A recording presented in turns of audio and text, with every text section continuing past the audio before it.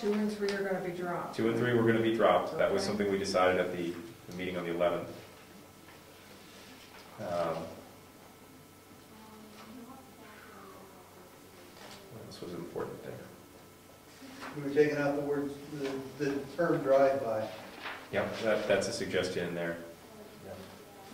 So, are there any other questions about how this document was put together? Because I'm going to update it again and send it out again tonight along with the current version. Are we going to We're get going it to make sure tonight? you're on the list too. Are we going to get it tonight? Yeah. I have something to read. How will be? What is number 8? What does that mean? All site visits? Hold on a moment. I'm sorry, what page are you on? Page number. Page, oh, it's the second page, number 8 near the bottom, okay. Yeah, what is it? The committee recommends the augmentation of Article 7 with a requirement for a quorum of members at any site visit by the board. Suggested language for inclusion. All site visits by the board shall require a quorum and minutes. A quorum of. A quorum of, and there's a missing word there, members. Quorum of members. Thank you. Not sure going nuts out. Gotcha. You're welcome. Of members. Okay. Yep. Members and minutes to be recorded. And there's a double space in there.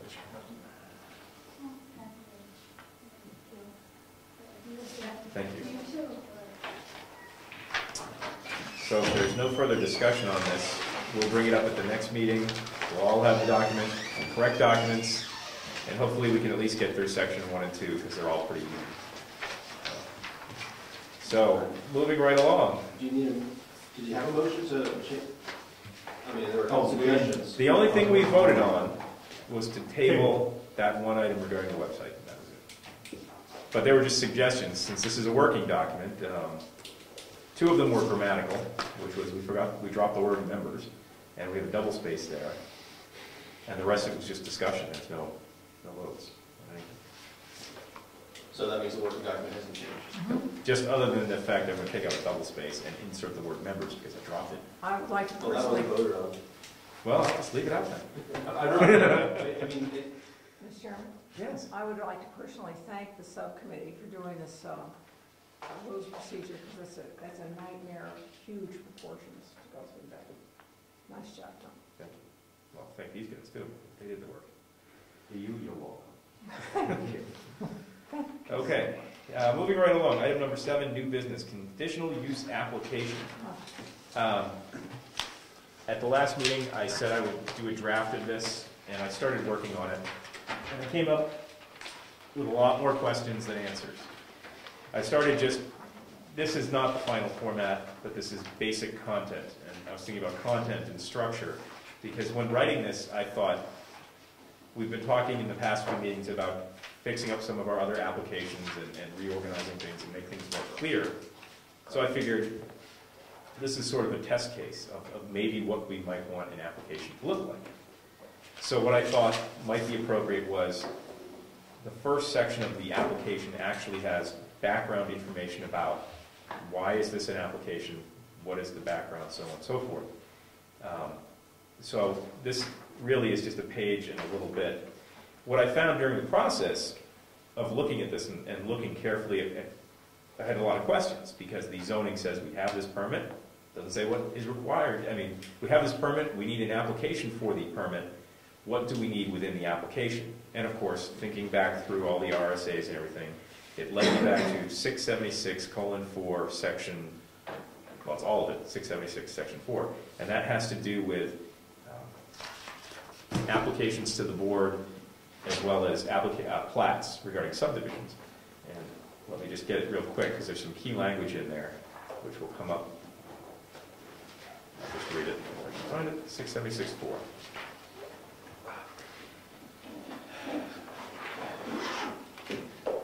Okay, so it's if you have your blue book and you want to follow along, it's on page 595, RSA 676:4, Board's Procedure on Plats. And under item number 1, I'll read it real quick. The procedures to be followed by the planning board when considering or acting upon a plat or application submitted to it for approval under this title shall be set forth in the board's subdivision regulations subject to the following requirements. That first bit about subdivision regulations threw me off, but the very first bit here says, Section A, application for approval filed with the planning board under this title, other than an application for subdivision approval, shall be subject to the minimum requirements set forth in this section and shall be governed by the procedures set forth in the subdivision regulations unless the planning board by regulation specifies other procedures for this type of application. So, reading that got me very confused. Welcome to New Hampshire. And the lawyers did their job. Thank you. Yes, I they did. did. All I was looking for was a simple answer of what do we have to have in this application? Do we need name, address, tax, map, lot? And it turns out, if I'm reading this right, we have to follow the minimum requirements for a plat, for any application to the board. We don't need everything in the universe, but we have to follow at least the minimum information you would require on a subdivision plat. And going back through that, I found some rather interesting things, which made me start thinking about our other applications.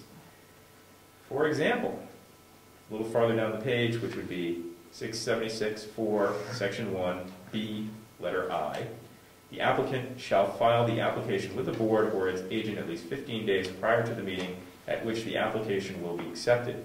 The application shall include the names and addresses of the applicant, all holders of conservation, preservation, or agricultural preservation restrictions as defined in RSA 477:45, and all abutters as indicated in the town records for incorporated town or county records for unincorporated towns or unorganized places, not more than 5 days before the filing.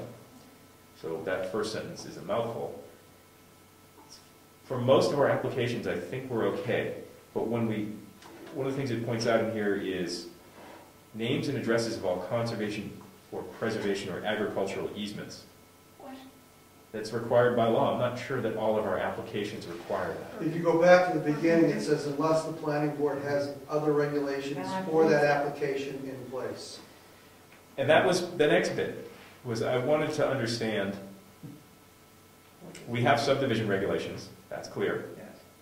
We have earth excavation and permit regulations. We have driveway regulations. We have a zoning ordinance. What else we got? What am I missing? We got, soil? No? I think of the old Building code, that's different. building code, We have regulations for most everything, except for what, and this is the big kicker, are we going to have to write regulations for this? Or can the application be the regulations? You have to have something underlying the application. There's a history of conditional use versus special event. Well, now this is something actually, There's a long history in town about that. I was asked by the board to submit a question to Laura, and like a bonehead, I forgot to print out the answer. So if we could take a 5-minute break, I can print it out on the computer and distribute the response. Because there was questions, What was the question? I believe it was on the 25th, about site plan review. That's the next can of worms. Is site plan review required for conditional use permits? When does that come into play on all of this as well? So these are all the lead-in questions that we need to figure out before we actually write this application. Because the way the zoning ordinance is written right now, it says conditional use permits are allowed. We have our conditional uses specified in Appendix E, and it essentially says that so to get a conditional use permit, which should be issued by this board, to do that you have to apply to the board.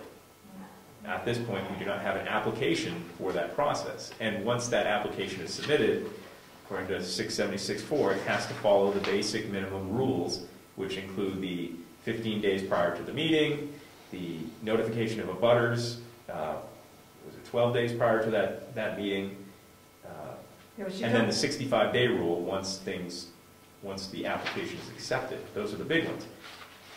Now there's another thing. This just gets better and better.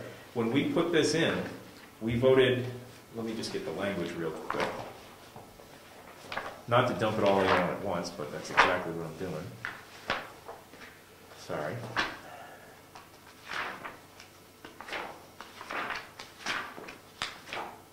I think that even though this is a real handful and a pain in the butt, I think it shed light on, as we go forward this year and future years of revising our existing documents, kind of the detail we're going to have to keep an eye on for dealing with applications and all of that and so forth and so on.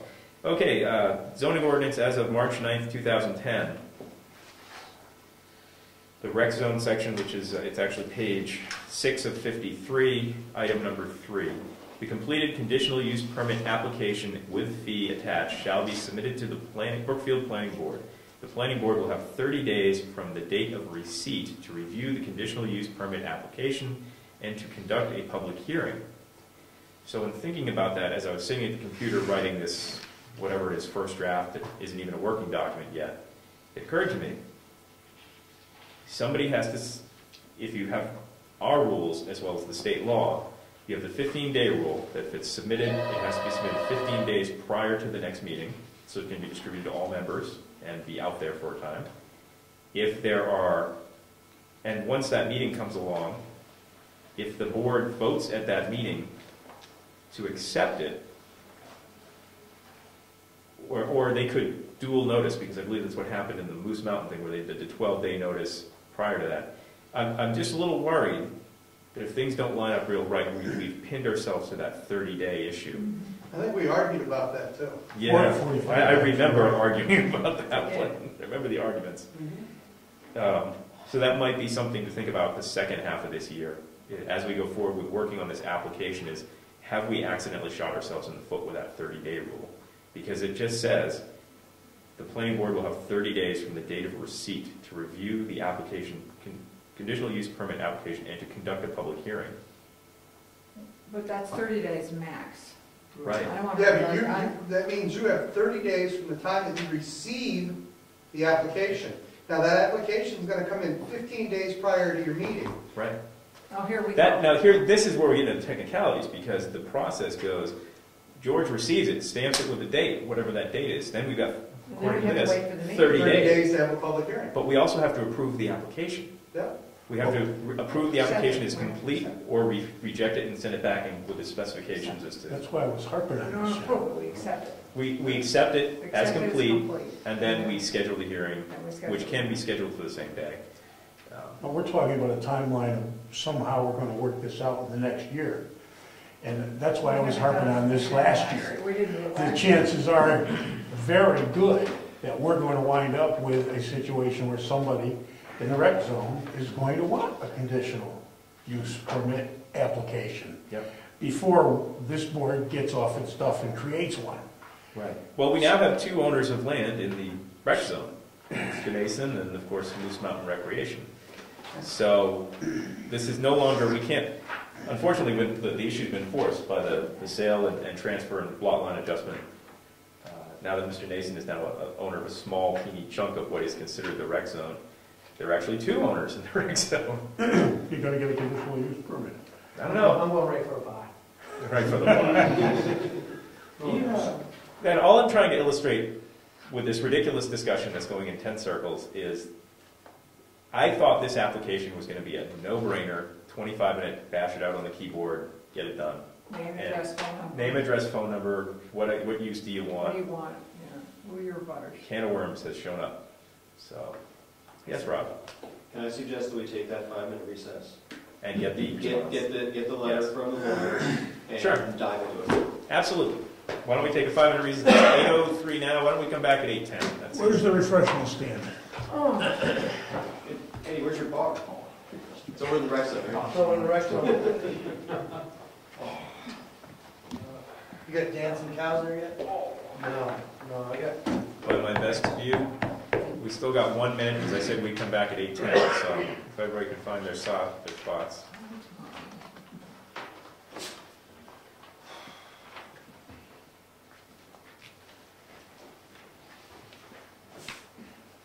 Has everybody got a copy of the email I sent on April 25th, as well as Laura's response on April 27th?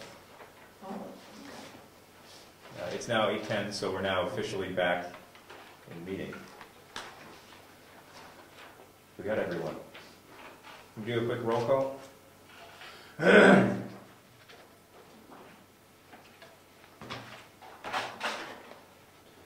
Tom Moulton, Here. Steve Michalski, Here. Ed Nason, Yeah. Gary Ciccarone, Hello. Rick Charette, Clifton Camp, President. Sean Coleman, Here, Rob Collins, Here.